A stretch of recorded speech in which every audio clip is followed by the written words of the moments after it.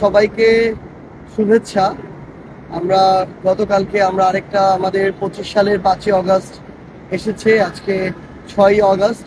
আমরা এনসিপি আমাদের পক্ষ থেকে পুরো বাংলাদেশের মানুষের সামনে আমাদের 24 দফার একটা ইশতেহার দিয়েছি।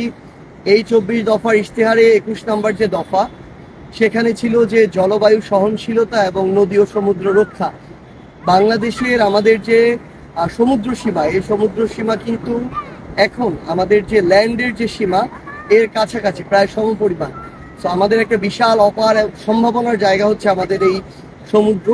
এখন সবচেয়ে গুরুত্বপূর্ণ হচ্ছে এই সমুদ্রকে, এই ব্লু জিনিসটাকে আমরা কিভাবে ব্লু ইকোনমিতে পরিণত করতে পারি, আমরা কিভাবে আমাদের এই যে বায়োডাইভার্সিটি জীববৈচিত্র্য রক্ষা করতে পারি, আমরা কিভাবে আমাদের জায়গা থেকে আমাদের এই যে সমুদ্র তীরবর্তী যে মানুষেরা রয়েছে তাদের যে সাস্টেইনেবল একটা জীবন ধারণ সেটা নিশ্চিত করতে পারি।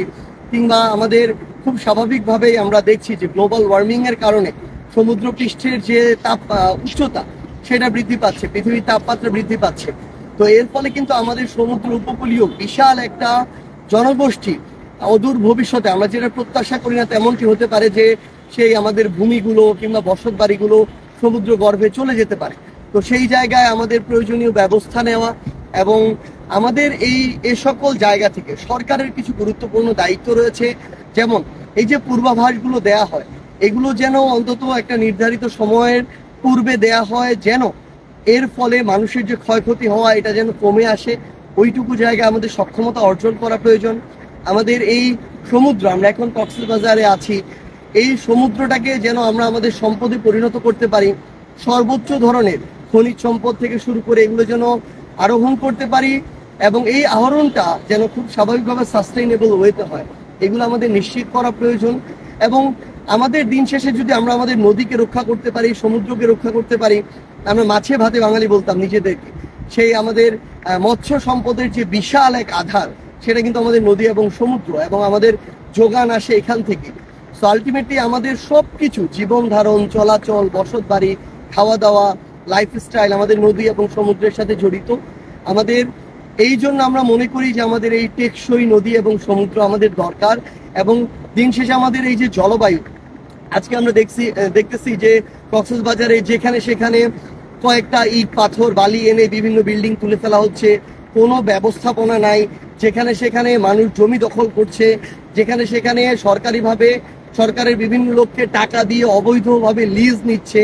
আমরা দেখছি যে সমুদ্র সৈকতের পারে এখানে প্রাচীর দেয়া হচ্ছে, আমরা জানি না এগুলা কোন গবেষণার ফলাফল আসলে। তো এই যে অব্যবস্থাপনা, আসলে এই অব্যবস্থাপনা থেকে আমাদের অন্তত যেগুলো পর্যটন কেন্দ্র আছে, আমাদের প্রাকৃতিক যেই নৈসর্গগুলো আছে বাংলাদেশের গুরুত্বপূর্ণ, সেগুলোকে আসলে রক্ষা করা প্রয়োজন।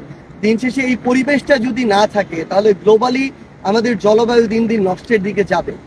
সামগ্রিকভাবে আমরা আমাদের পক্ষ থেকে, এনসিপির পক্ষ থেকে একজন সাধারণ মানুষ হিসেবে বলবো, আমরা যেন আমাদের পরিবেশ এবং জলবায়ু নিয়ে সচেতন হয়ে উঠি। আমরা যেন আমাদের যে নদীগুলো রয়েছে, আমাদের সমুদ্র রয়েছে, এগুলোকে যেন রক্ষায় আমরা কাজ করি এবং আমাদের দ্বারা আমাদের কোনো পদক্ষেপের কারণে এগুলোর জন্য ক্ষতি না হয় সেই বিষয়ে যেন আমরা আমাদের ব্যক্তিগত জায়গা থেকে, প্রাতিষ্ঠানিক জায়গা থেকে আমাদের কার্যক্রমগুলো পরিচালনা করি। এবং দিন শেষে এই ইশতেহারকে সামনে রেখে এনসিপি তাদের সর্বোচ্চটুকু দিয়ে কাজ করে যাবে।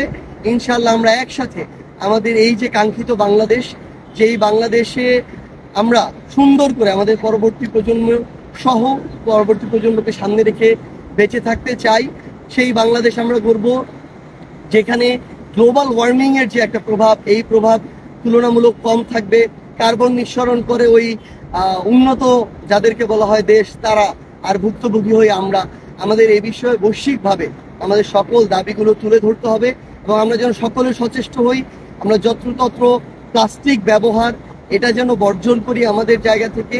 এবং আরেকটি গুরুত্বপূর্ণ কাজ হচ্ছে এই যে অব্যবস্থাপনা, জমি দখল, মানে সমুদ্র পারে কে কতটা জমি দখল করে কি ধরনের রিসোর্ট তৈরি করবে, কি করবে, কে হোটেল দিবে, এগুলোর প্রতিযোগিতা চলতে থাকে। কিন্তু আমরা মনে করি এখানকার যারা রাজনীতিবিদ আছেন, এখানকার যারা স্থানীয় প্রশাসন আছেন, আপনারা আপনাদের জায়গায় অন্তত এই বিষয়ে সচেতন থাকবেন যে আমার সমুদ্রের জমি কিংবা আমাদের সমুদ্র পাড়ের জমি, আমার পাহাড় কেটে যেন এ ধরনের অবৈধ ব্যবস্থাপনাগুলো না হয়। আমরা ইনশাআল্লাহ একসাথে আমাদের সুন্দর যে বাংলাদেশ, সেই বাংলাদেশ গড়ে তুলব। ইনকিলাব জিন্দাবাদ।